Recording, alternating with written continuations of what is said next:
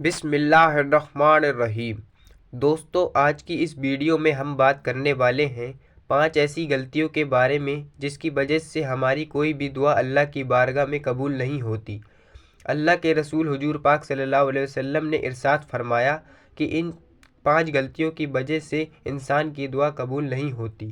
تو دوستو، آپ اس ویڈیو کو آخر تک ضرور دیکھیں، اور اگر دعا مانگتے وقت آپ بھی ان غلطیوں میں سے کوئی ایک بھی غلطی کرتے ہو تو آج ہی اپنی غلطیوں میں سدھار کر لیجیے۔ تو چلیے دوستو شروع کرتے ہیں۔ دوستو، بہت سے لوگوں کا کہنا ہے کہ ان کی دعا اللہ کی بارگاہ میں قبول نہیں ہوتی ہے۔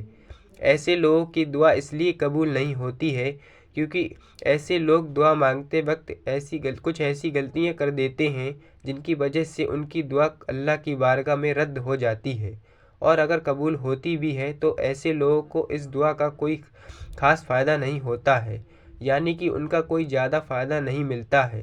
تو دوستو، آپ چاہتے ہو کہ آپ کی دعا اللہ کی بارگاہ میں قبول ہو تو آپ ان 5 غلطیوں سے دعا مانگتے وقت ضرور بچیں، کیونکہ ان غلطیوں سے بچنے کے بارے میں حضور پاک صلی اللہ علیہ وسلم نے فرمایا، دعا ہمیشہ جائز ہو۔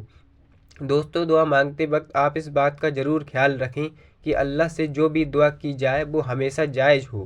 نبی کریم صلی اللہ علیہ وسلم نے ارشاد فرمایا کہ مسلمان کی ہر دعا اللہ کی بارگاہ میں قبول ہوتی ہے، لیکن شرط یہ ہے کہ آپ کسی ناجائز کام یا کسی رشتے ناطے کو ختم کرنے کی دعا نہ کریں۔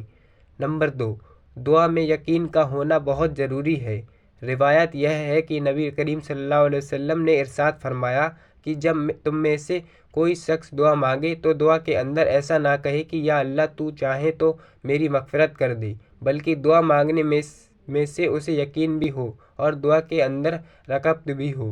اس کے بعد آپ صلی اللہ علیہ وسلم نے فرمایا کہ اللہ تعالیٰ کے لیے کوئی بھی چیز عطا کرنا مشکل نہیں ہے، اور اگر کوئی شخص اپنی دعا میں یہ کہتا ہے کہ یا اللہ تو میرے اوپر رحم فرما، اسے بھی آپ صلی اللہ علیہ وسلم نے منع فرمایا ہے۔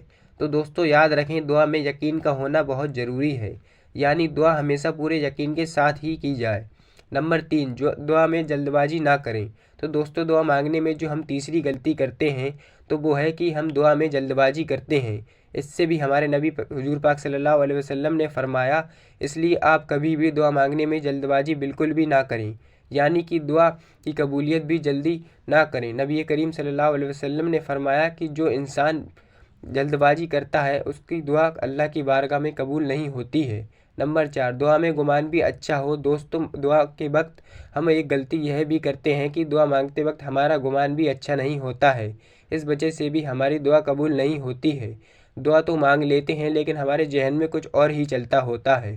دوستو، نبی کریم صلی اللہ علیہ وسلم نے فرمایا کہ اللہ تعالیٰ کی میں اپنے بندے کے گمان کے مطابق فیصلہ کرتا ہوں، اور جب مجھے پکارتا ہے تو میں اس کے ساتھ ہوتا ہوں۔ اکثر لوگ ایسے ہیں کہ ہم دعا تو مانگ لیتے ہیں لیکن ہمارے ذہن میں بس یہی گمان رہتا ہے کچھ نہیں ہوگا، لیکن جب دعا مانگتے وقت ہمارا گمان ہی اچھا نہیں ہوتا تو پھر وہ دعا قبول کیسے ہوگی۔ نمبر 5، ایسا نہ ہو کہ جب آپ پریشانی میں ہوں تب ہی اللہ کو یاد کریں اور دعا کریں، بلکہ جب آپ خوش ہو تب بھی اللہ کو یاد کریں، اور پریشانی میں ہوں تب بھی آپ اللہ کو یاد کریں اور اللہ سے دعا کریں۔ دعا ہمیشہ اللہ کی بارگاہ میں گڑ گڑا کر ہی دعا میں کبھی بھی موت کی آرزو نہ کریں۔ اگر کبھی بھی زندگی سے بے در ہو جاؤ تو اس طرح دعا کریں کہ یا اللہ زندہ رکھ جب تک زندگی میرے لیے بہتر ہے، اور موت عطا کر جب موت میرے لیے بہتر ہو۔ اور دوستو، دعا پوری امید اور دل سے مانگیں، امید اس بات کی میرے اللہ میری دعا ضرور قبول کرے گا، اور خوف اس بات کا کہ اللہ کی پکڑ بہت سخت ہے اور وہ اپنی مرضی کا مالک ہے، چاہے تو دعا قبول کر لے اور چاہے تو رد کر دے۔ دوستو، دعا مومن کا ہتھیار ہے، اور دوستو، دعا سے بڑی بڑی مصیبتیں اور آفتیں ٹل جاتی ہیں۔ اس لیے ہر انسان کو یہ کوشش کرنا چاہیے کہ ان 5 طرح کے لوگوں کی دعا میں وہ ہمیشہ شامل ہوں، اور ان کی بد دعا لینے سے وہ ہمیشہ بچیں، کیونکہ بد دعا اللہ کی بارگاہ میں بغیر کسی رکاوٹ کے قبول ہوتی ہے۔ خدا حافظ۔